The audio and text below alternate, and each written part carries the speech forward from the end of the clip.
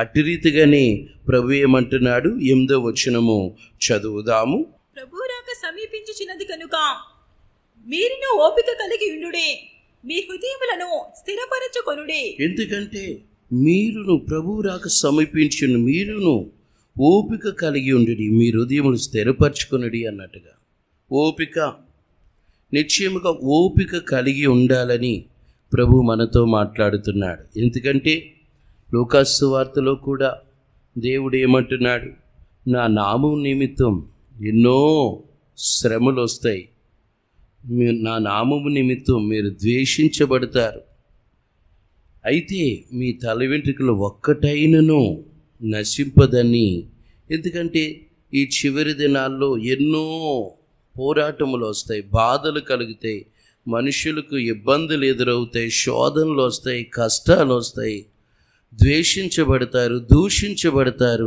ఆ మాటను చదువుదాము. 21:17 లూకాసు వార్త 21:17 వచనం. నా నామము నిమిత్తము మీరు మనుషులందరి చేత ద్వేషింపబడుదురు, కానీ మీ తల వెంట్రుకలో ఒకటైన నశింపదు. మీరు మీ ఓర్పు చేత మీ ప్రాణములను దక్కించుకొందురు. దేవుని పరిశుద్ధ నామమునకు మహిమ కలుగును గాక. ఎందుకంటే ఆయన నామము నిమిత్తము మనకి ఎన్నో మనుషుల చేత ఎన్నో ఆటంకములు, ఎన్నో పోరాటములు వస్తాయి. ఎందుకంటే ప్రభు ఏమంటున్నాడు? మీరు మీ ఓర్పు చేత మీ ప్రాణమును దక్కించుకుంటారు.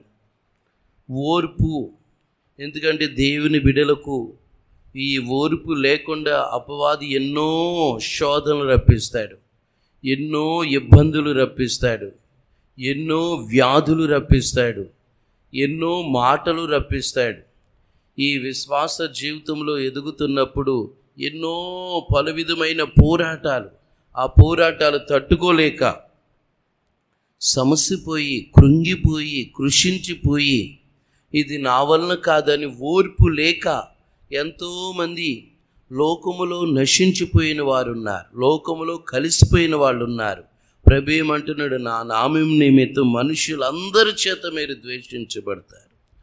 మనుషులందరి ద్వారా పలు విధమైన పోరాటములు వస్తాయి, పలు పరీక్షలు వస్తాయి, అయితే మీరు ఓర్పు కలిగి ఉండుడి అంటున్నాడు. యాకోబు రాసిన పత్రికలో ఒక యాకోబు మాట్లాడుతున్నాడు కదా.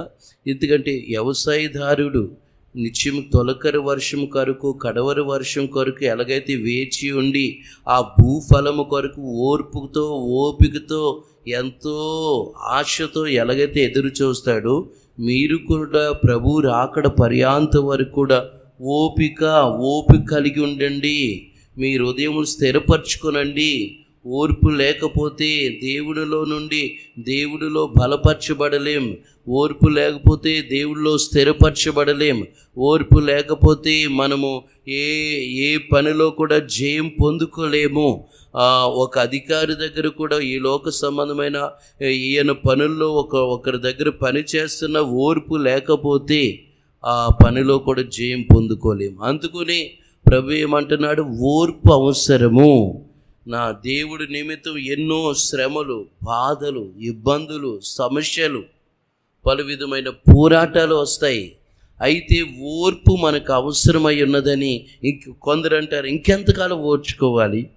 ఈ సమస్యలన్నిటి నుండి ఎప్పుడు విడుదల ఇచ్చేది దేవుడు అని అంటారు. కానీ ప్రతిదానికి సమయం అంటూ ఉంది కనుక ఓర్పు కలిగి ఉంటే ఆశ్చర్యమైన కార్యాలు దేవుడు చేస్తాడు. యోసేపు జీవితంలో ఎంత ఓర్చుకున్నాడండి. యోసేపు జీవితంలో ఎంత ఓర్చుకుంటే ఆ స్థితికి వచ్చాడండి. ఓర్పు లేకపోవడం వలన కొందరు తొట్టిల్లిపోయిన వాళ్ళు ఉన్నారు. ఓర్పు కలిగి ఉండటం వలన వారు ఎంతో ఆశీర్వాదం పొందుకున్న వాళ్ళు ఉన్నారు. ఈ రోజుల్లో ఓర్పు లేకపోవడం వల్ల ఏదేమైనా ఎలాగుండాలి, మనం అడిగేది అంతా కూడా ఆ లూకాసు వార్తలో ఆ తల్లి విధురాలు పదే అన్యాయస్తుడైనటువంటి ఆ వ్యక్తి దగ్గర ఆ తల్లి పదే సార్లు విసుకక, ఎందుకంటే దేవుడి దగ్గర ఉపమానం ప్రభు చెప్తూ ఒక విధురాలు పదే సార్లు అడగడం వలన ఆ అన్యాయస్తుడైనటువంటి ఆ అధికారే మనసు మార్చుకొని న్యాయం చేసినట్టుగా దేవుడు మనం ఓర్పుతో దేవుడి దగ్గరే అడగాలి. మనుషుల దగ్గర అడిగితే వాళ్ళు కరడుగట్టినటువంటి హృదయాల్లాగా అయిపోతాయి. దేవుడి దగ్గరే అడిగితే ఉంటే ఓర్పు కలిగే, ప్రభువా నువ్వు న్యాయస్తుడు, నువ్వు నమ్మకస్తుడు, నువ్వు నమ్మదగిన వాడు, మీరు చేస్తారు, మీరు ఎంతైనా నమ్మదగిన దేవుడు. చూడండి, యోసేపు జీవితంలో కూడా ఆ రీతిగానే ఎన్నో శ్రమలు వచ్చినాయి, బాధలు కలిగినాయి, ఇబ్బందులు వచ్చినాయి, పోరాటములు వచ్చినాయి, నిందలు వచ్చినాయి, అవమానాలు వచ్చినాయి, తృణీకారం వచ్చింది. రే ఈడు కళలు కని వాడరని సొంత వాళ్ళే, బయట వాళ్ళు కాదండి, సొంత వాళ్ళే యోసేపును పలు రీతిలుగా పరీక్షల్లో యోసేపు ఓర్పు కలిగి ఉన్నాడు. ఓర్పు కలిగి ఉన్నందువలన రెండంతలుగా, అంటే యోసేపు ఫలించిన కొమ్మ బహుగా ఫలించాడు, బహుగా హెచ్చించబడ్డాడు, బహుగా దీవెన పొందాడు. ఈ దినాన్న ప్రభు మనతో మాట్లాడుతున్నటువంటి మాట, ఎందుకంటే మొట్టమొదటి మాట, ఈ లోక సంబంధమైన వ్యవసాయదారుడే తొలకరి వర్షం కొరకు, కడవరి వర్షం కొరకు వేచి ఉండి కనిపెట్టుకొని ఓర్పు కలిగి భూఫలము కొరకు ఎదురు చూస్తున్నట్లుగా మనము దేవుని కొరకు ఎదురు చూస్తున్నటువంటి బిడ్డలను ఓర్పుతో సహనముతో ఆ రీతిగా ఉండే పిల్లలకు గొప్ప విజయాలే దేవుడు ఇస్తాడు. ఎందుకంటే ప్రభు ఏమంటున్నాడు, ఆ హెబ్రీలకు రాసిన పత్రికలో కూడా పౌలు భక్తుడు ఆ 12వ అధ్యాయం 3వ వచనంలో కూడా ఆ మాట చదువుదాము. మీరు అలసట పడకయో మీ ప్రాణములు విసుకకయో ఉండినట్లు పాపాత్ములు తనకి వ్యతిరేకముగా చేసిన తిరస్కారం అంతయు ఓర్చుకొనినా ఆయనను తలంచుకొనుడే. ఎందుకంటే మీరు అలసట పడకొద్దు, అలసట పడవద్దు. రెండోది, మీ ప్రాణములు విసుకకయు. ఎందుకంటే పాపాత్ములు తనకి వ్యతిరేకంగా చేసిన తిరస్కారం అంతా ఓర్చుకుని ఆయన తలంచుకుని యేసయ్యను తలంచుకోవాలి. యేసయ్య పాపాత్ములు అనేక రీతిలుగా ఆయనకి వ్యతిరేకంగా ఎన్నో, అందుకని ఆయన పేరు అన్ని నామముల కన్నా పైనామము యేసు నామము. ఎందుకంటే ఆయన నామం ఉన్నతమైనది. ఎందుకంటే ఆయన ఎన్నో శ్రమలు అనుభవించారు. యేసయ్య ఎన్నో బాధలు అనుభవించారు, ఎన్నో ఇబ్బందులు అనుభవించారు, ఎన్నో నిందలు అనుభవించారు, ఎన్నో శ్రమలు అనుభవించారు, ఎన్నో ఆశలు. దేవుడు ఎంతో మేలు చేసినప్పటికి కూడా ఆయనకి విరోధంగా ఎన్నో శక్తులు లేచినాయి. అయినను చూడండి, అన్ని నామముల కన్నా పైనామం అన్నట్టుగా యేసుని నామం. అవును, అంత ఉన్నత దేవుడు ఆయన ఎన్నో రీతులుగా ఓర్చుకున్నాడు, సహించుకున్నాడు.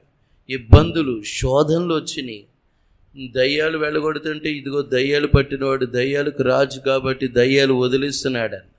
ఒకవేళ ఎవరన్నా ఇంటి దగ్గరికి వెళ్ళి భోజనం చేస్తూ ఉంటే ఇదిగో తిండిపోతూ అన్నారు. ఆయన ఎన్నో రీతులుగా త్రాగుబోతూ అన్నారు, ఎన్నో రీతులుగా దయ్యం పట్టినవాడు అన్నారు. వాళ్ళకే దయ్యాలు పట్టి పలు రీతులుగా యేసయ్యను ఎంత చిత్రహింసలు చేశారు. ఆయన ఏం స్వస్థపరుస్తూ ఉంటే, బాగు చేస్తూ ఉంటే ఇదిగో ఆయన ఎన్నో రీతులుగా ఆయనను యేసయ్య ఓర్చుకున్నాడు, యేసయ్య సహించుకున్నాడు, యేసయ్య తండ్రి చిత్తానికి అప్పగించుకున్నాడు. తండ్రి, వీరు ఏం చేయుచున్నారు, వీరు ఎరుగురు గనుక వీరిని క్షమించండి. వీరిని క్షమించండి. ఆయనకి విరోధంగా ఎన్నో మాటలు మాట్లాడుతున్నారు. దయ్యం పట్టిన వాడన్నారు. ఎన్నో పలు రీతులుగా యేసయ్యకును యోసేపుకి కొంచెం దగ్గరగా సంబంధం. ఆయన కూడా తృణీకరించబడ్డాడు. యేసయ్యకు మిల్లి యోసేపు కూడా తృణీకరించబడ్డాడు, గెంటి వేయబడ్డాడు, సొంత వారి చేత ద్వేషించబడ్డాడు. చూడండి, యేసయ్య తన సొంత పట్టణంలో కూడా అతనికి నమ్మలేదు, అనేకులు నమ్మలేదు. ఏదేమైనా మన యొక్క ఆత్మీయ జీవితంలో ఓర్పు ఎందుకంటే ప్రసంగి గ్రంథంలో ఏమంటున్నాడు? ఓర్పు. ఎందుకంటే గొప్ప ద్రోహ కార్యాలు చేయకుండా. ఆ మాట చదువుదాము.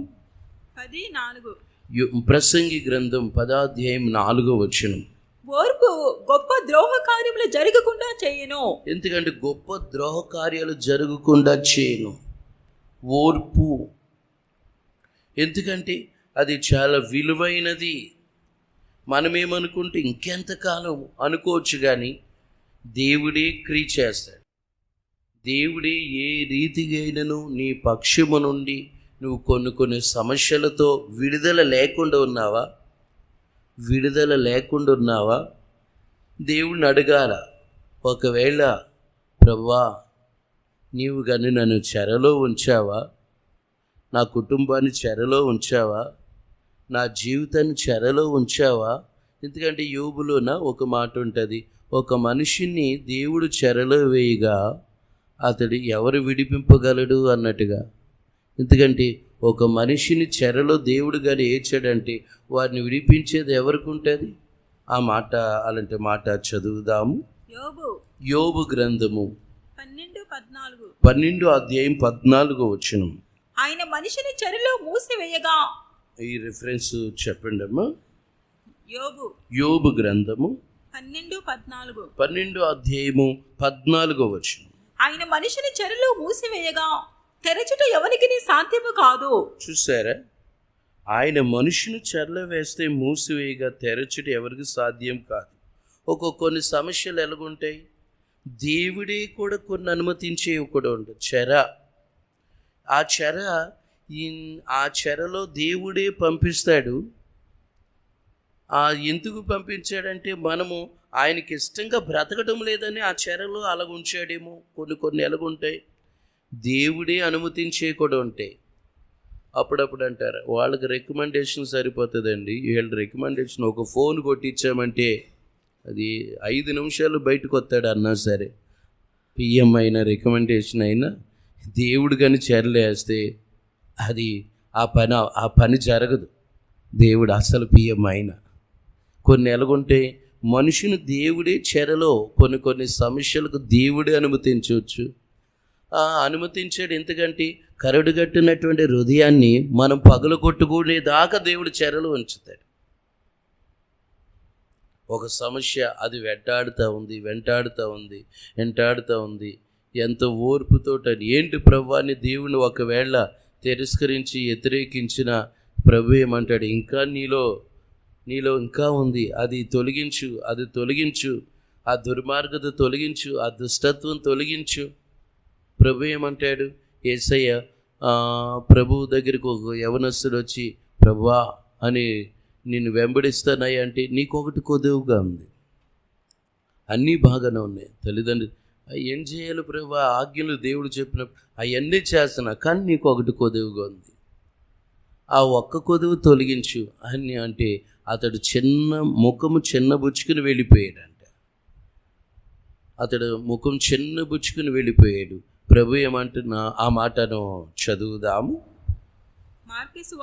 మార్కు సువార్త 10:21 యేసు అతని చూచి అతను ప్రేమించి, నీకొకటి కొదువుగా ఉన్నది, నీ వెళ్ళి నీకు కలిగినవన్నీ అమ్మి బీదలకిమ్ము, పరలోకమందు నీకు ధనము కలుగును, నీ వచ్చి నన్ను వెంబడించమని చెప్పెను. అతను మిగులు ఆస్తి కలవాడు గనుక ఆ మాటకు ముఖము చిన్న పుచ్చుకొని దుఃఖపడుచు వెళ్ళిపోయెను.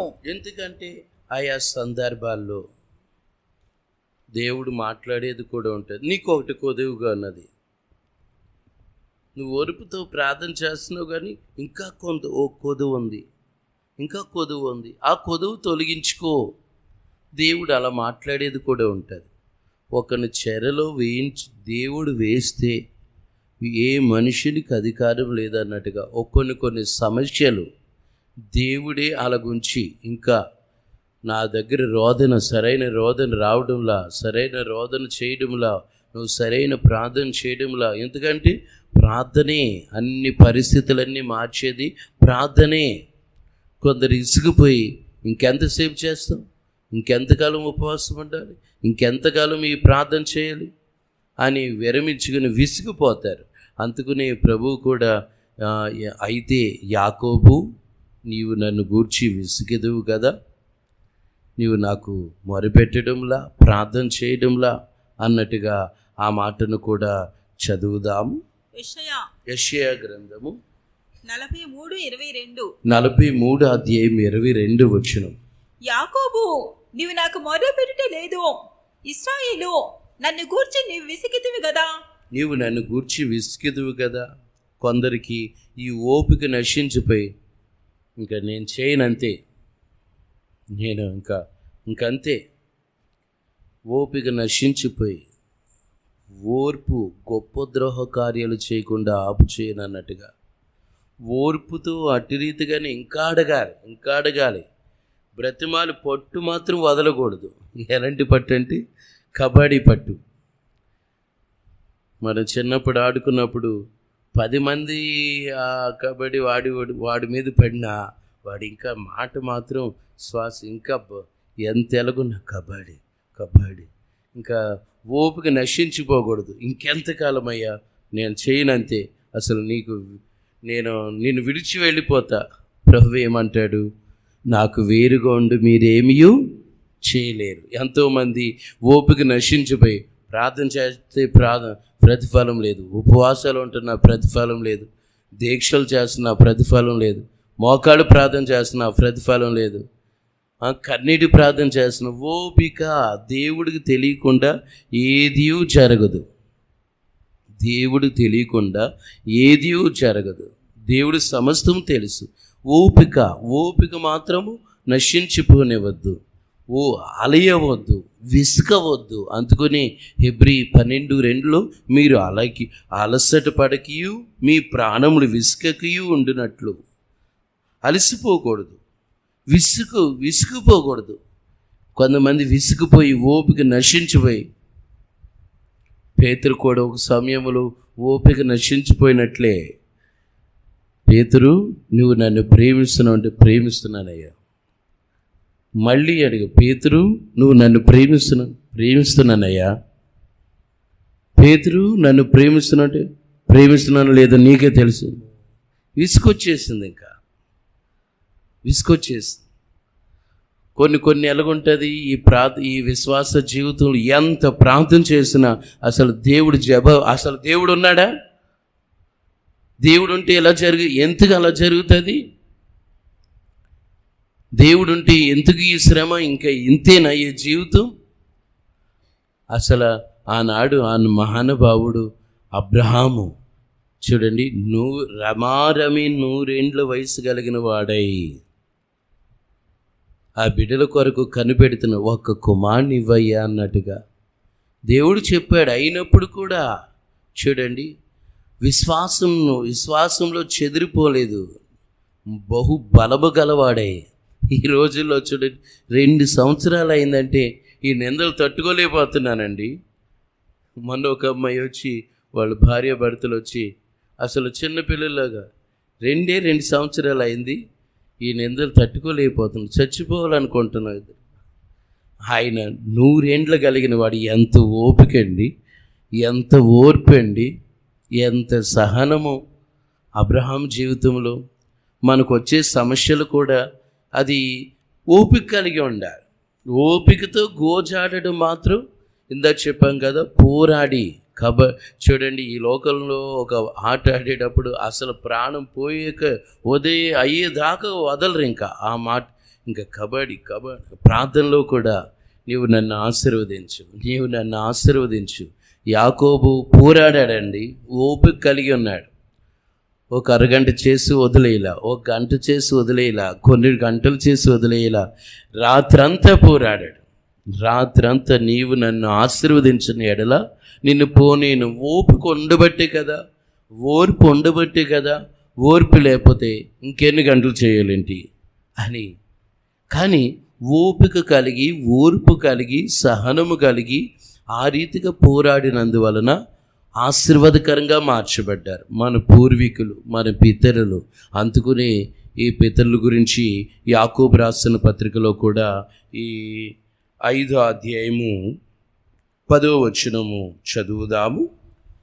నా సహోదరులారా, ప్రభునామమున బోధించిన ప్రవక్తలను శ్రమానుభవమునకును ఓపికకును మాదిరిగా పెట్టుకొనుడి. సహించిన వారిని ధన్యులను కొనుచున్నాము కదా. ఎందుకంటే సహించిన వారిని ధన్యులను కొంచున్నాము కదా. మీరు యోబు యొక్క సహనమును గూర్చి వింటిరి. ఆయన ఎంతో జాలియో కనికరమును గలవాడని మీరు తెలుసుకుని ఉన్నారు. చూసారా నా సహోదరులారా, ప్రభు నామను బోధించిన ప్రవక్తలు వారు పడిన శ్రమలు, వారి అనుభవాలు, వారు ఎన్నో శ్రమలు ఓపికకు మాదిరిగా పెట్టుకున్నాడు అన్నట్టుగా మన ముందున్నటువంటి పూర్వీకులు, వారి పితరులు, ఆ పితరులు వారు అనుభవించిన శ్రమలు ఎన్నెన్ని కాదు, ఎన్నో శ్రమలు, ఎన్నో బాధలు, ఎన్నో ఇబ్బందులు, ఎన్నో వ్యాధులతో కూడా దేవుని దగ్గరికి అలాగే వెళ్ళిపోయి. లాజరు చూడండి, ఆయన కూడా వ్యాధి చేత బాధించబడ్డాడు. యోబు చూడండి, వ్యాధి చేత బాధించబడ్డాడు.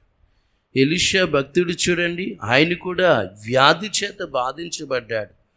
ఓర్పు కలిగి ఉన్నారు, దేవుని సహనం కలిగి ఉన్నారు. అయితే మన యొక్క జీవితంలో కూడా వ్యాధి అని కాదు, అది ఏ సమస్య అయినా సరే దేవుడు నిశ్చయముగా నమ్మదగిన వాడని విశ్వాసంతో, ఓర్పుతో ఉంటే దేవుడే కార్యాలు చేస్తాడు. ఎందుకంటే కొంచెము కాలము శ్రమ పడిన పిమ్మట అన్న మాట చదువుదాము. కొంచెము కాలము శ్రమలు వస్తాయి, కొంచెం కాలం బాధలు వస్తాయి, అవి కొంచెం కాలం. ఆ మాట చదువుదాము. మొదటి పేతురు రాసిన పత్రిక 5వ అధ్యాయం 10వ వచనం. కొంచెము కాలం మీరు శ్రమ పడిన పిమ్మట తానే మిమ్మల్ని పూర్ణులుగా చేసి స్థిరపరిచి బలపరచును. తానే మిమ్మల్ని పూర్ణంగా చేసి స్థిరపరిచి బలపరచును. స్థిరపరుస్తాడు దేవుడు, నేను బలపరుస్తాడు. కొంచెం కాలం మనమేమనుకుంటాం, ఇంకెంతకాలం అనుకుంటాం, కానీ దేవుడే ఆయన చేయవలసిన సమయానికి ఆయన చేస్తాడు. ఏ టైంకి ఏం చేయాలో ఆయనకు తెలుసు. మనకు ఓర్పు ఒక్కొక్క సమయాల్లో మనల్ని దేవుడు పరీక్షించడానికి కొన్ని అనుమతించవచ్చేమో. మన ఓర్పు లేకపోవడం వలన మనం నష్టపోయే కొన్ని ఉంటాయి.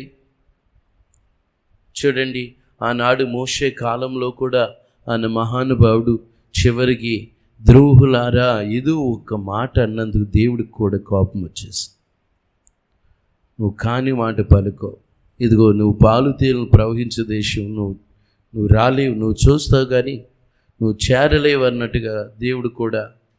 ఎందుకంటే మోషే ఓపిక, ఓర్పు నశించిపోయి ఆ ఇశ్రాయేలీలను ఒక తిట్టినప్పటికీ ప్రభువు కూడా నువ్వు చూస్తాగా నువ్వు చేరలేవు అన్నట్టుగా అయిపోయింది. ఆ మాటను చదువుదాము. సంఖ్యాకాండము 20వ అధ్యాయం 10వ వచనం. తరువాత మోషే అహరోనులు ఆ బండ ఎదురు సమాజమును పోగు చేసినప్పుడు అతని వారితో, ద్రోహులారా వినుడి, మేము ఈ బండలో నుండి మీ కొరకు నీళ్లు రప్పింపవలన అనెను. అప్పుడు మోషే తన చెయ్యి ఎత్తి 2 మార్లు తన కర్రతో ఆ బండను కొట్టగా నీళ్లు సమృద్ధిగా ప్రవహించెను. సమాజమును పశువులను త్రాగెను. అప్పుడు యెహోవా మోషే అహరోనులతో, మీ ఇశ్రాయేలు కన్నుల ఎదుట నా పరిశుద్ధతను సన్మానించినట్లు నన్ను నమ్ముకొనిగా పోతిరి గనుక ఈ సమాజములకు నేను వారికి ఇచ్చిన దేశంలోనికి మీరు తోడుకొని పోరని చెప్పెను. చూసారా దేవుని కోపం. ఎందుకంటే అక్కడ ఓర్పు నశించిపోవడం మన యొక్క ఆత్మీయ జీవితంలో ఒక్కొక్క సమయాల్లో పరీక్షలాగా ఉండొచ్చు. బాగా అర్థం కావాలంటే ఒక ప్రదేశానికి మనం వెళ్ళాము, ఒక కొండ మీదకి ఆ మెట్లు 100 మెట్లు ఉన్నాయనుకోండి, కష్టపడి 10 మెట్లు ఎక్కాం, 20 మెట్లు ఎక్కాం, 30 మెట్లు ఎక్కాం, దాదాపు 95 మెట్లు ఎక్కేస్తాం. ఎక్కేసిన తర్వాత ఇంకెంత దూరం ఉంటుంది, ఎక్కలేకపోతున్నాం. దేవుడేమో వచ్చేయండి నేను ఇక్కడే ఉన్నా. 95 మెట్లు ఎక్కిన తర్వాత సణుకుడి గొణుక్కుని ఒకళ్ళ మీద ఒకళ్ళు, ఇంకా దేవుడు ఇంతే అన్యాయస్తుడు, అసలు దేవుడు చూడడం లేదు, దేవుడు ద్రోహి, దేవుడు అబద్ధం ఆడాడు మనతోటి, వచ్చేయమన్నాడు, ఇంకెప్పుడు అలాగా ఇలాగని ఇంకొక 5 మెట్లు అయితే ఎక్కేస్తాము, మహిమను చూస్తాం. ఈ 95 మెట్లు కష్టపడి ఎక్కి 5 మెట్లు ఎక్కకపోతే అలాంటివి ఉంటుంది. అందుకని మోషే చివరి టైంలో కూడా మన యొక్క ఆత్మీయ జీవితంలో చాలా జాగ్రత్తగా, దేవా నీ కృప మాకు ఇవ్వయ్యా, నీ ఓర్పు మాకు ఇవ్వయ్యా, నీ సహనం మాకు ఇవ్వయ్యా. చూడండి, అంతటి మహానుభావుడు దావీదు భక్తుడు కూడా ఒక సమయంలో ఆయన ఓర్పు ఎంత ఓర్చుకున్నాడు చూడండి. షిమి రకరకాలుగా మాట్లాడితే దేవుడు ఒకవేళ అనుమతించాడేమో, అనుమతివి తిట్టని వాడిని తిట్టని, అలా తిట్టని దేవుడు ఎలాగన కూడా దేవుడు ఆయన కోపం ఉంటే నన్ను క్షమిస్తాడేమో, నా ఎడలు జాలు చూపిస్తాడేమో, నా ఎడలో ప్రేమ చూపిస్తాడేమో. అక్కడ కూడా దావీదు ఆ సందర్భం ఓర్పు కలిగి ఉన్నాడు. దావీదు ఆ మాటను చదువుదాము. 2 సమూయేలు గ్రంథము 16 అధ్యాయం 10 వచనం. అందుకు రాజు, సెరియా కుమారులారా, మీకును నాకును ఏమి పొందు, వాని శపింపనీయుడి, దావీదుని శపింపమని యెహోవా వానికి సెలవీయగా నీవు ఇలాగ ఎందుకు చేయించున్నావని ఆక్షేపణ చేయగల వాడెవడు? వాని జోలి మానుడి, యెహోవా వానికి సెలవిచ్చి ఉన్నాడు కనుక వాని శపింపనీయుడి. యెహోవా నా శ్రమను లక్ష్య పెట్టినేమో, వాడు పలికిన శాపమునకు బదులుగా యెహోవా నాకు మేలు చేయనేమో. వాడు పలికినటువంటి శాపమునకు బదులుగా దేవుడు నాకు మేలు చేయనేమో. వాడు ఆ రీతిగా ఉన్నాడు. కానీ దేవుడు అలా నాకు మేలు చేస్తాడేమో. ఈ టైంలో నేను నా నోటిని కాచుకోవాలి, నాకు వచ్చే కోపాన్ని కూడా అణిచేసుకొని దేవుడి సన్నిధిలో అడగాలి. నా తండ్రి, అతడు పలుకుతున్న శాపవచనాలు కూడా నాకు తండ్రి ఆశీర్వాదకరంగా మారుస్తాడేమో. ఓపిక. ఈ లోక సంబంధమైన ఒక వ్యవసాయదారుడు పంటలు వేసి పొలము ఆ పంట చేరే పర్యాంత వరకు కూడా నాటి విత్తి, అది మొక్కలు అన్నీ ఆ కలుపు మొక్కలు పీక్కుని ఎంతో ఆశ్చర్యకరంగా ఎప్పుడు పంట వస్తుందా అంత సంతోషం చూడండి. ఆ సంతోషానికి అవధులు ఉండి పంట కోస్తున్న సమయాల్లో ఎంత కష్టపడ్డాను. రోజు వెళ్ళి అదంతా ఇంతకీ ఇక్కడ నుండి బళ్ళారి దాదాపు 650 కిలోమీటర్లు ఉంటుంది. ఓ పాస్టర్ గారు వాళ్ళ తల్లిదండ్రులు మన గుంటూరు నుండి బళ్ళారి టీవీఎస్ మీద భార్య భర్త, పాస్టర్ గారు వాళ్ళ అమ్మ నాన్న ఇక్కడ నుండి అక్కడికి వెళ్ళి పొలం పని చేస్తారు. పొలం వేసి అక్కడ ఆ పంటలు పండిస్తూ ఉంటాయి. ఇక్కడ గుంటూరు నుండి వెళ్ళి 2 రోజులు ప్రయాణం టీవీఎస్ మీద అంత దూరం వెళ్ళి 2 రోజులు ప్రయాణం చేసి మళ్ళీ ఇక్కడికి వస్తారు, గుంటూరు వస్తారు. ఎంత ఓపిక చూడండి. అలాంటి వాళ్ళు పంట వేసినప్పుడు మళ్ళీ పంట కోస్తున్నప్పుడు ఎంత సంతోషం ఉంటుంది. ఆత్మీయంగా మనం కూడా దేవుని నామపేట వేచి ఉన్నాం, కనిపెడుతున్నాం, దేవుని కొరకు వేచి ఉన్నాం, దేవుడే మనకు ప్రతిఫలం ఇస్తాడని.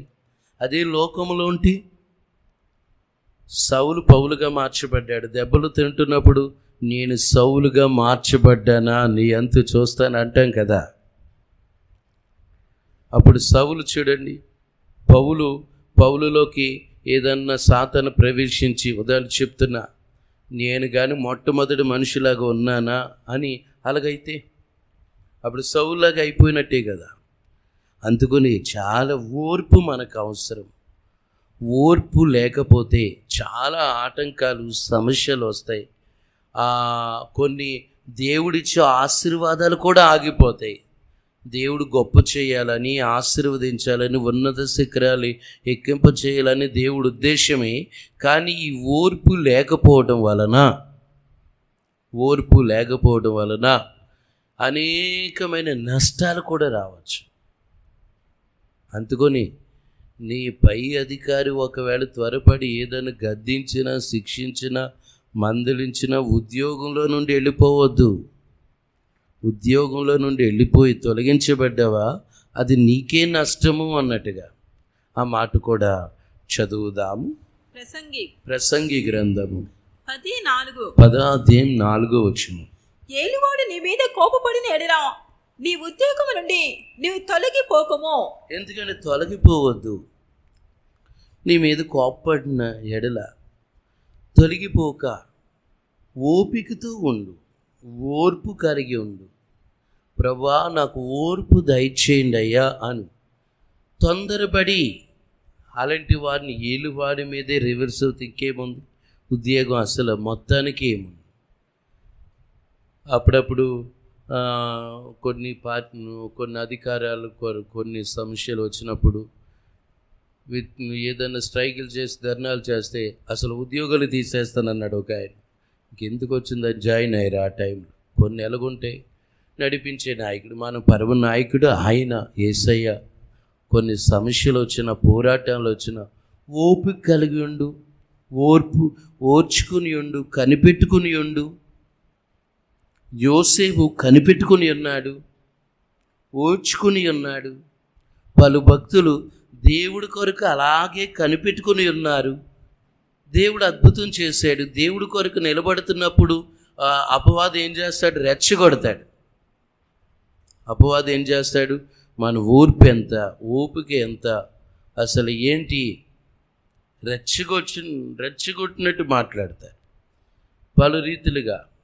అయినను ఓర్పుతో సహనముతో ఉండిన వారు గొప్పవారిగా మార్చబడ్డారు. యోబు సహనం గురించి మనం వింటాము కదా అంటున్నాడు యాకోబు.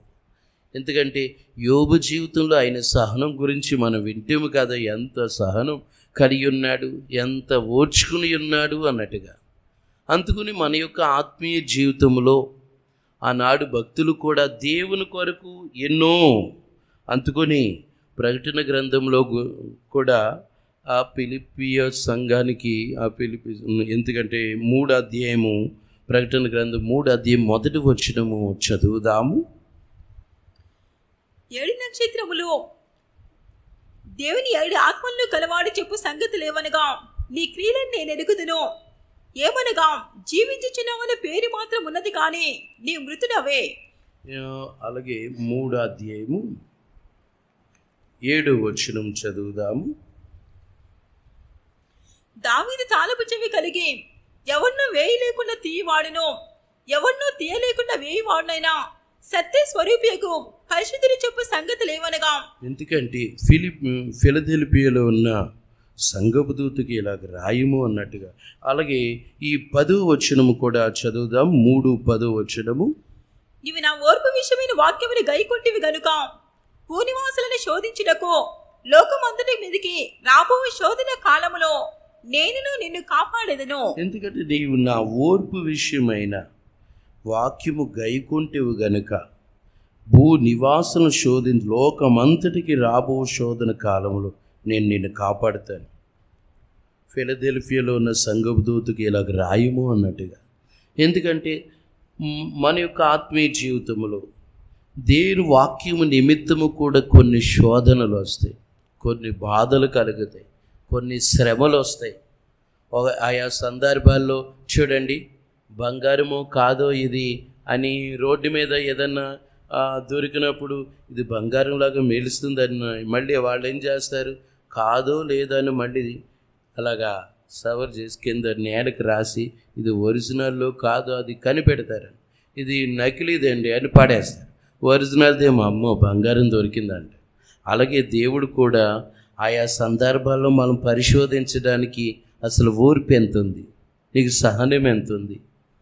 అప్పుడప్పుడు చూడండి, మనకి స్కూల్లో చదువుకునేటప్పుడు ఫస్ట్న అసైన్మెంట్ ప్రారంభం అవుతుంది, తర్వాత యూనిట్ ప్రారంభం అవుతుంది, తర్వాత 3 యూనిట్లు 4 యూనిట్లు అయిన తర్వాత క్వార్టర్లీ వస్తుంది.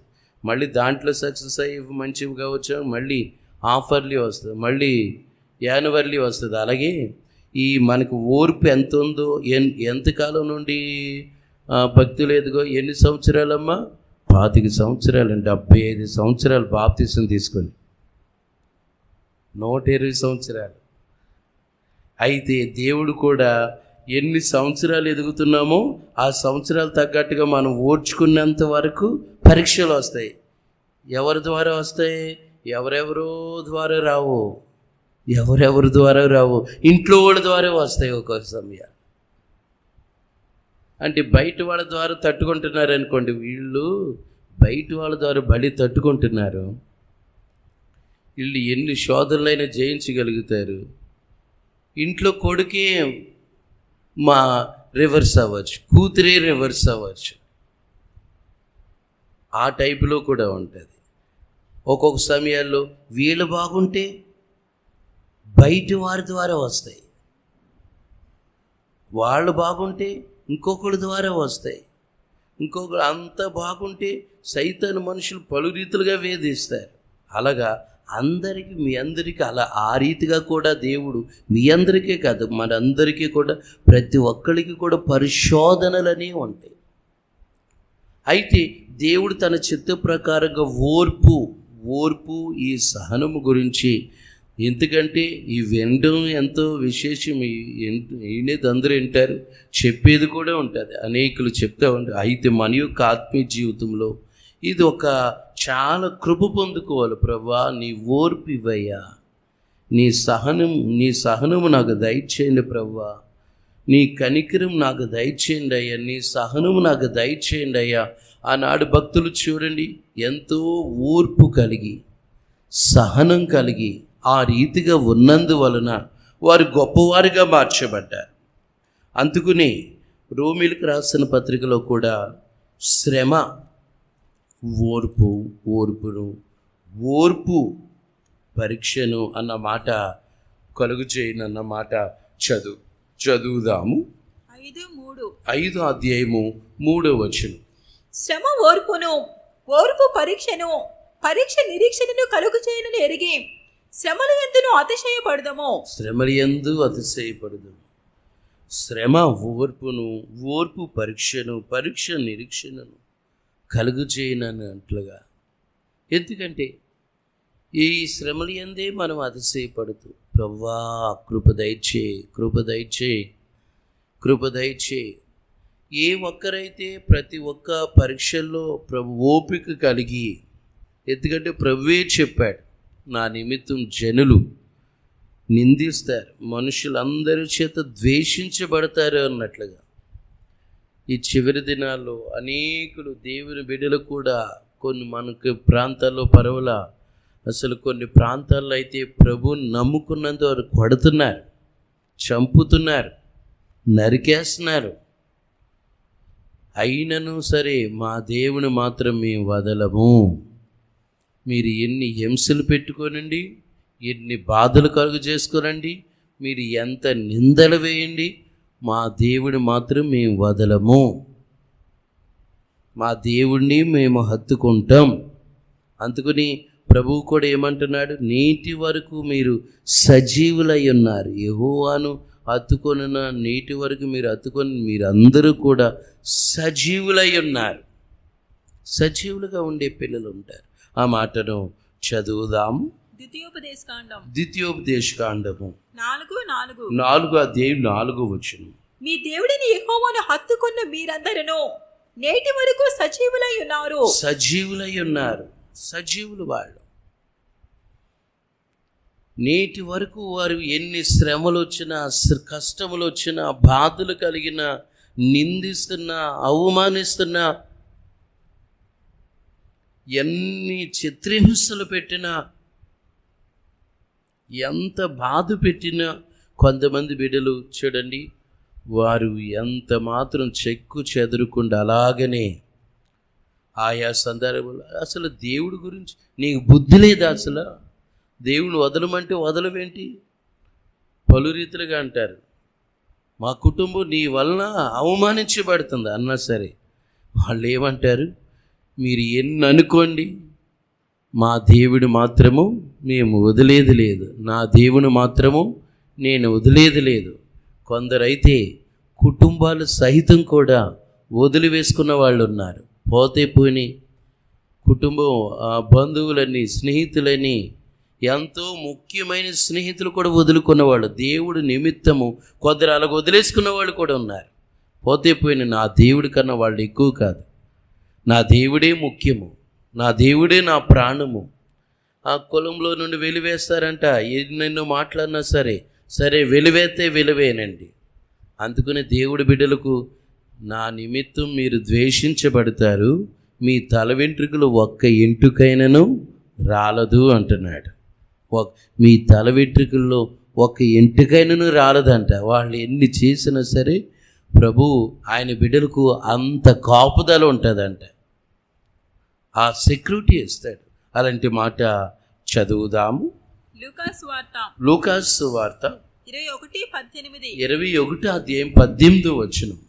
నా నామము నిమిత్తము మీరు మనుషులందరి చేత ద్వేషింపబడుదురు, కానీ మీ తల వెంట్రుకలలో ఒకటైనను నశింపదు. మీ తల వెంట్రుకలు ఒక్కటైనను నశింపదు.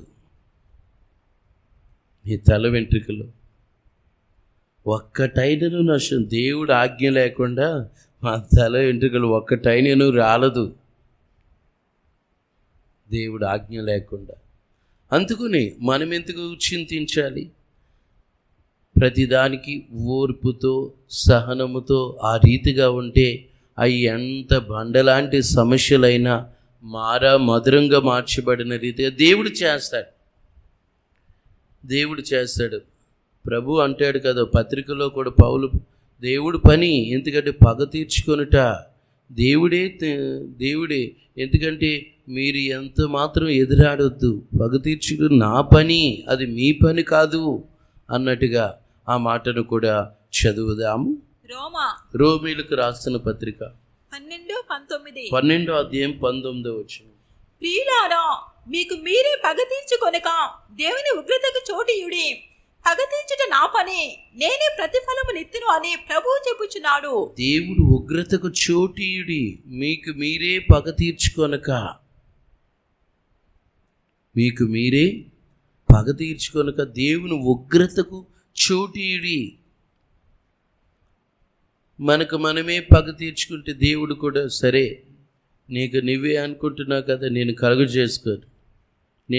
చేసుకోను అని ప్రభు అంటాడు. అందుకని దేవునికి మనం చోటు ఇవ్వాలి. అందుకని అది ఎటువంటి సమస్యలైనా, అవి బండలాంటి సమస్యలైనా, అవి చిక్కుముడులుగా ఉన్నా సరే దేవుని దగ్గర ఆ ప్రార్థనా ఫైలు పెడితే దేవుడు తప్పనిసరిగా ఆ ఫైలు మీద దేవుడు తండ్రి సంతకం చేస్తాడు, నీకు జవాబు ఇస్తాను. తండ్రికే చెప్పుకోవాలి. తండ్రికి చెప్పుకుంటే నిశ్చయముగా ఓపికతో, ఓర్పుతో, సహనముతో, కన్నీటితో, ప్రాధేయపడుతూ, బ్రతిమాలుకుంటూ, విరిగినడిగినటువంటి మనస్సుతో చేసుకున్నటువంటి పిల్లలకు దేవుడే గొప్ప విజయమునిస్తాడు, దేవుడే గొప్ప కార్యాలు చేస్తాడు.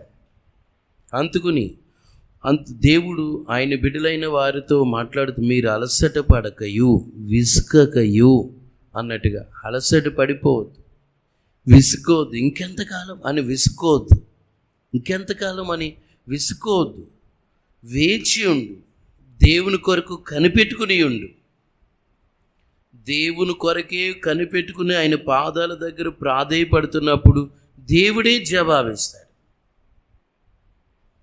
ఎంతోమంది విసుకుపోయి వేసారిపోయి, నా వల్ల కాదు, ఇంకా నేను సహించలేను, ఇంకా నేను ఓర్చుకోలేను, ఇంకా నేను తట్టుకోలేను. ఆయన అన్యాయం చేయుట అసంభవము, న్యాయమే చేస్తాడు, దీనులకు న్యాయమే చేస్తాడు. ఆయన అన్యాయం చేయడు, న్యాయమే జరిగిస్తాడు.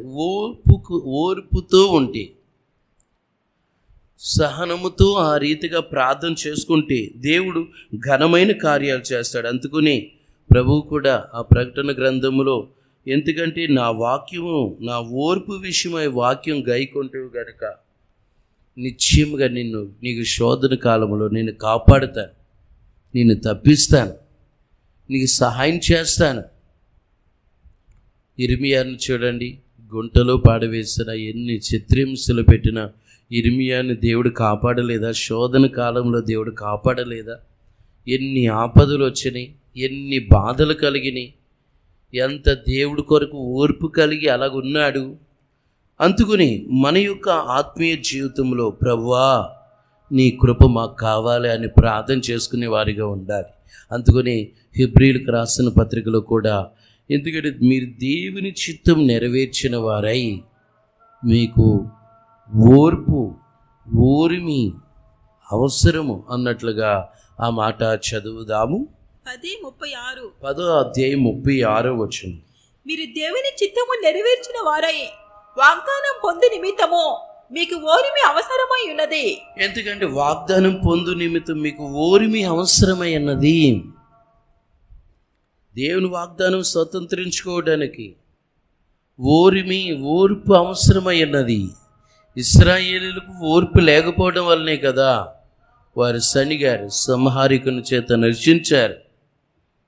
ఓర్పు లేకపోవడం వల్లనే కదా తినే ఆహారంలో కూడా వారు పోట్లాడారు.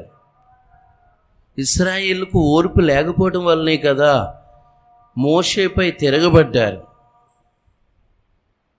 దేవుడు నియమించిన నాయకుడి మీద కూడా తిరగబడ్డారు. ఇశ్రాయేలుకు ఓర్పు లేకపోవడం వల్ల కదా వాగ్దానం స్వతంత్రించుకోలేదు.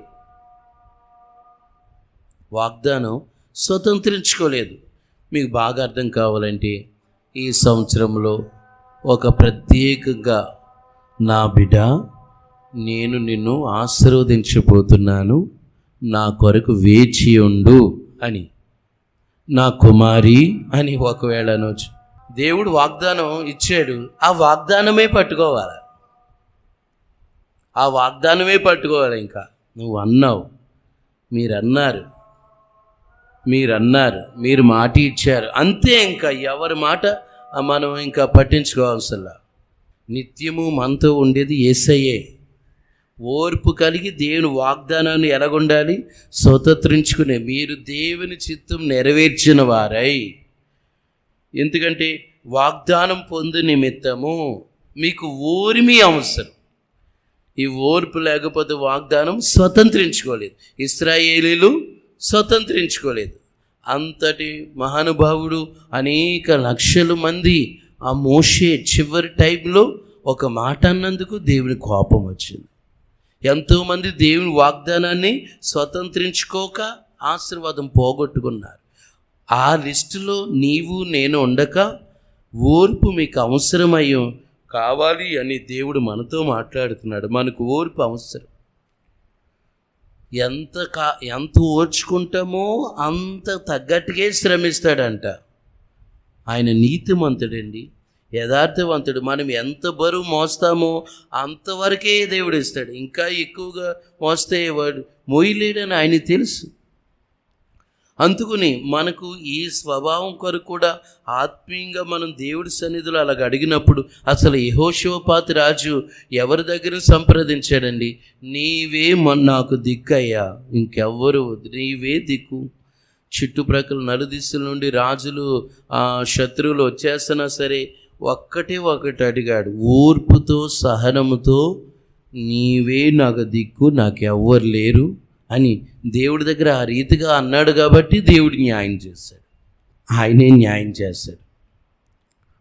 అందుకని ధైర్యం తెచ్చుకొని ఓర్మి దేవుని చిత్తం నెరవేర్చిన వారై మీకు వాగ్దానం పొందు నిమిత్తము ఓరిమి అవసరం. ఇశ్రాయేలీయులకు ఓర్పు లేకపోవడం వల్లే కదా నశించిపోయారు. ఓర్పు లేకపోవడం వల్లనే కదా రాలిపోయారు. ఓర్పు లేకపోవడం వల్లనే కదా మోషే మీద తిరగబడ్డారు.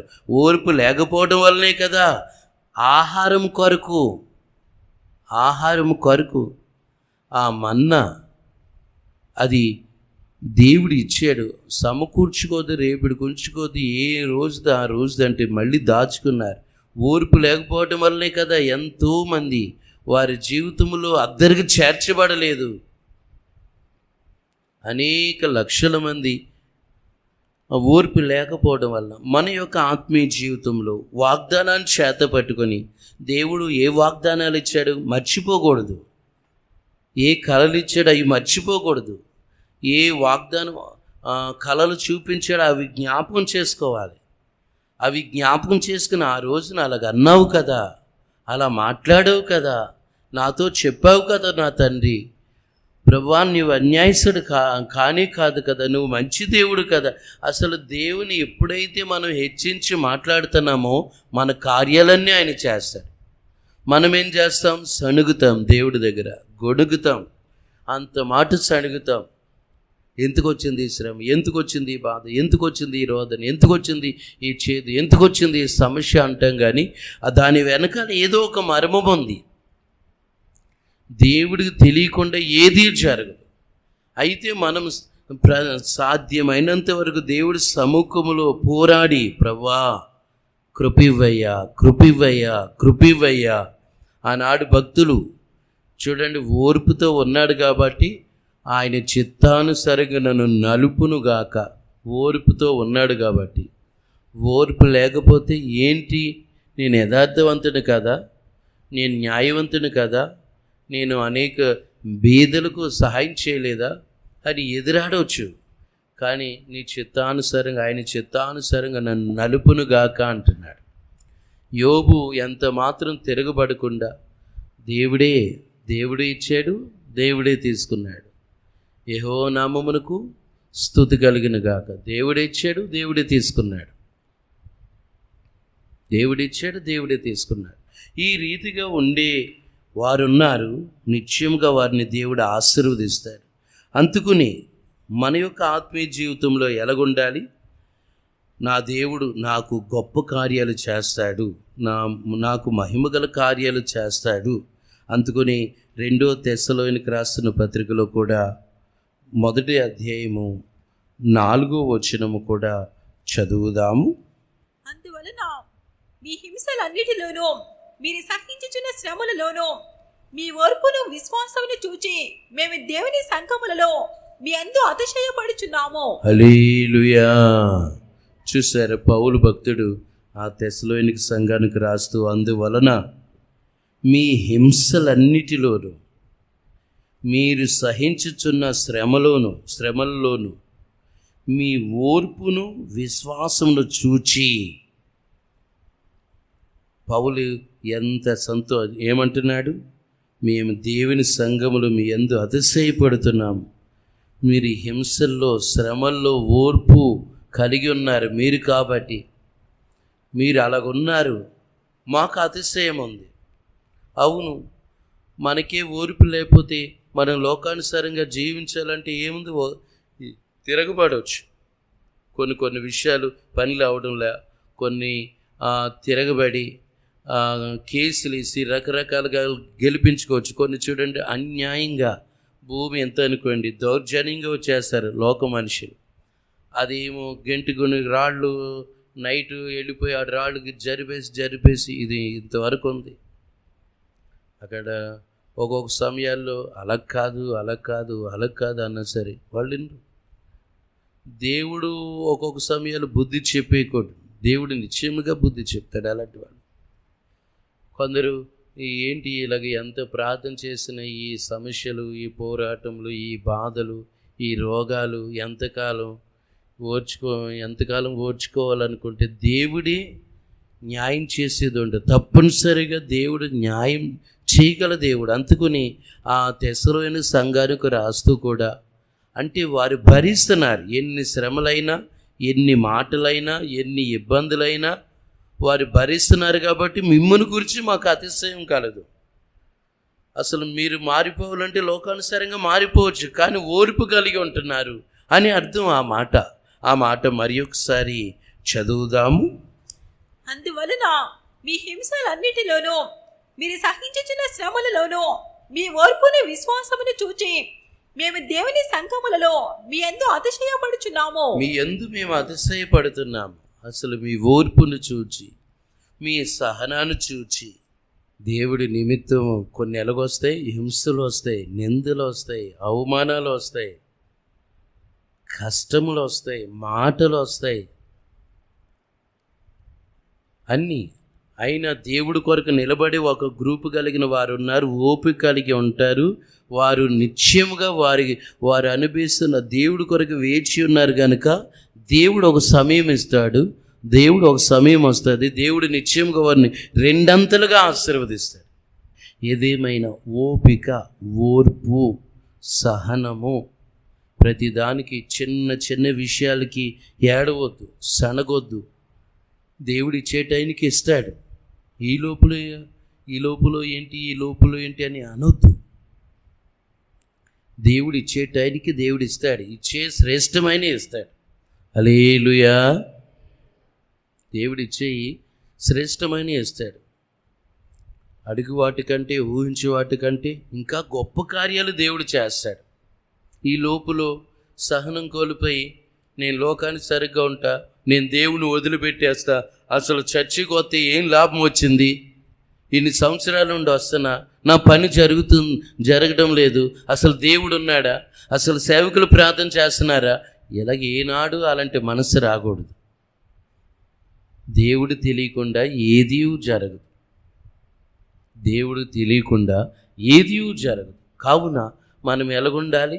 సమస్తం ఒక యాకోబు రాసిన పత్రికలో యాకోబు భక్తుడు చెప్పినట్లుగానే ఒక వ్యవసాయదారుడు ఎలాగైతే తొలకరి వర్షం కొరకు, కడవరి వర్షం కొరకు, సముకుడు వరకు విలువైన భూఫలం నిమిత్తం ఓపికతో కాచుకున్నో ఆ రీతిగా మనం ఉండాలి అన్నట్లుగా అలాగుండాలి. ఈ లోపల ఏంటి అని దేవుని ఎంత మాత్రం ఎదురాడు. మంటి పెంకుల్లో ఒక పెంకై ఉండి తను సృజించిన వానితో వాదించే వానికి శ్రమ అన్నట్టుగా కొన్ని శ్రమలు ఏదన్నా ఒక్కొక్కరిని ఒక్కొక్క రీతిగా కొన్ని శ్రమలకు అప్పగించవచ్చు, బాధలకు అప్పగించవచ్చు, శోధనలకు అప్పగించవచ్చు. ఒక్కొక్క రీతిగా ఒక్కొక్కరి స్థితి ఒక్కొక్కరి రీతిగా ఉండొచ్చు. వాళ్ళకి అలగుంది, నాకు ఎలుగుంది, వాళ్ళు అలగున్నారు, నేను ఎలాగున్నానేంటి అని ఏనాడు అనుకోకూడదు. ఎలాగుండాలి? సమస్తం ఒక మేలే, సమస్తము ఒక మేలుగా మార్చి మనం చేసుకునే ప్రార్థనలు ఎక్కడికి పోవు.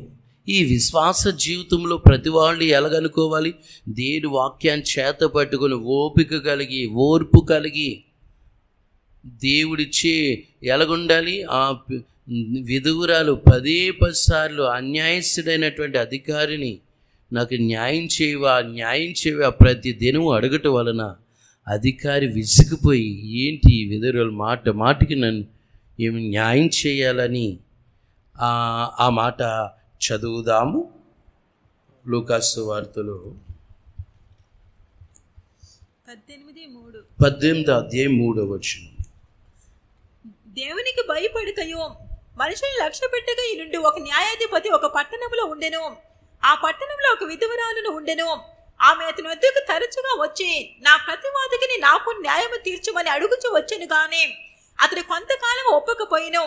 తరువాత అతడు నేను దేవునికి భయపడకయో మనుషులను లక్ష్య పెట్టకై ఉండినను, ఈ విధవరాలు నన్ను తొందర పెట్టిచున్నది కనుక ఆమె మాటికి వచ్చి గోచాడకుండినట్లు ఆమెకు న్యాయము తీర్చునని తనలో తాను అనుకొనెను. ఎందుకంటే తనలో తాను అనుకుని మనం ఓర్పు కలిగి, అదే ఓర్పు నశించిపోయి ఇంకా చేస్తాడో చేయడో ఏముందిలే అని వదిలేయకూడదు. ఆ సమస్య కొరకు ఒకవేళ దేవుడి దగ్గర ప్రభా నీ చిత్తానికి అప్పగిస్తాను, ప్రభా మీ చిత్త ప్రకారంగా నడిపించి, ఓపిక నశించిపోయి దేవుడిని దూషించి దేవాన్ని దగ్గర ఎంత మొరపెట్టినా నువ్వు వినడం లేదు, నువ్వు మాట్లాడడం లేదంటే ఆయన మాట్లాడే దేవుడు, జవాబిచ్చే దేవుడు, సహాయం చేసే దేవుడు. ఓపిక, ఓరిమి మీకు అవసరమైనది. నిశ్చయముగా ఓర్పు కలిగి, ఓరిమి కలిగి నిశ్చయంగా దేవుడి ఎదుట నిశ్చయంగా ప్రభా సహాయం చేయి, మాకు కృప చూపించేయండి, నాకు మేలు చేయండి, మీకు ఓరిమి అవసరమై ఉన్నది అన్నట్టుగా మాకు అట్టి రీతిగా దయచేయండి, అట్టి రీతిగా కృప చూపించండి, మేలు చేయండి. ఇశ్రాయేలులకు ఓరిమి లేనందువలన వారు దెబ్బలు తిన్నారు, నష్టపోయారు, నశించిపోయారు.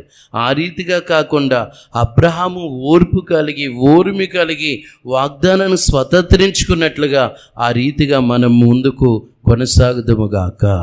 దేవుని స్తోత్రించేదము. స్తోత్ర్యం స్తోత్ర్యం స్తోత్ర్యం స్తోత్ర్యం స్తోత్ర్యం స్తోత్ర్యం స్తోత్ర్యం. మమ్మల్ని మిక్కులుగా ప్రేమించినటువంటి మా యేసయ్య, మీ ఘననామమునకు కృతజ్ఞతలయ్యా. బైబిల్ స్టడీ నందు మీరు పలు రీతిలుగా ఓర్పు ఓర్మి మాకు కావాలని మీరు మాతో మాట్లాడి ఉన్నారు. అందుని బట్టి స్తోత్రం. మా యొక్క జీవితంలో ప్రభా మీరు ఇచ్చిన వాగ్దానాలు స్వతంత్రించుకోవడానికి ఓర్పు ఓర్మి అవసరమని పలు రీతిలుగా మీరు మాతో మాట్లాడారు. అందరిని బట్టి కృతజ్ఞతలు. ఆనాడు భక్తుల జీవితంలో ఎంతో ఓర్పు కలిగి సహనము కలిగి నీ వాగ్దానాలను చేతపెట్టారు. అందరిని బట్టి స్తోత్రం. మా యొక్క జీవితంలో నీ గొప్ప కార్యాలు మా ఎడల జరిగించండి. ఆనాడు అబ్రహాం జీవితంలో ఎన్నో గొప్ప కార్యాలు చేశారు. యోసేపు జీవితంలో ఎన్నో గొప్ప కార్యాలు చేశారు. భక్తుల జీవితంలో ఎంతో ఓర్పు కలిగి వారు ఉన్నందువలన ఎన్నో ఆశీర్వాదాలు పొందుకున్నట్లుగా మా యొక్క జీవితంలో ప్రభా నీ వాగ్దానం స్వతంత్రించుకోవడానికి నీ కృపతో మమ్మల్ని నడిపించండి. ప్రభా కడవరకు నీ ప్రేమలో మమ్మల్ని నిలబెట్టండి. ఈ కూటాన్ని మీరు ఆశీర్వదించారు. అందరిని బట్టి కృతజ్ఞతలు. కూడి ఉన్నటువంటి వారందరి జీవితంలో నీదు గొప్ప కార్యాలు జరిగించి నీ రాకడకు మమ్మల్ని సిద్ధపరచమని యేసుక్రీస్తు నామములో అడుగుచున్నాను తండ్రి, ఆమేన్. స్తోత్రం చేయదము. స్తోత్రం స్తోత్రం స్తోత్రం స్తోత్రం స్తోత్రం. కుమారుడైన క్రీస్తు కృప, తండ్రి అయిన దేవుని ప్రేమ, పరిశుద్ధ ఆత్మ సహవాసము మనందరికీ తోడవచ్చునుగాక. ఆమేన్. హల్లెలూయా హల్లెలూయా హల్లెలూయా. అందరికీ స్తోత్రం.